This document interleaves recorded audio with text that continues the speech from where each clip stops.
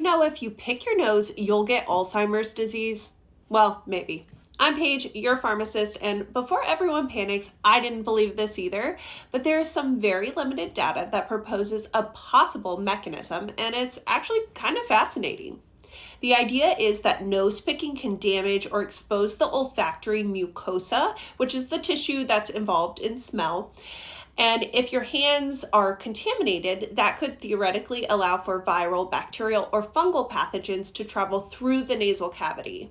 So why does that matter? Because the olfactory system has a direct anatomical connection to the brain, and in theory, pathogens could enter the central nervous system and trigger neural inflammation, which is one of the processes implicated in Alzheimer's disease. For context too, smell dysfunction is actually a common and early symptom in Alzheimer's.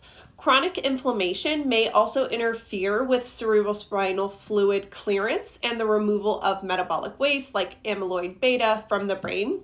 Long-term inflammation could even obstruct nasal lymphatic drainage, but, and this is an important part, the evidence linking nose picking specifically to Alzheimer's disease is preliminary. It's based on one epidemiological study and theoretical mechanisms, not strong clinical or experimental proof of causation.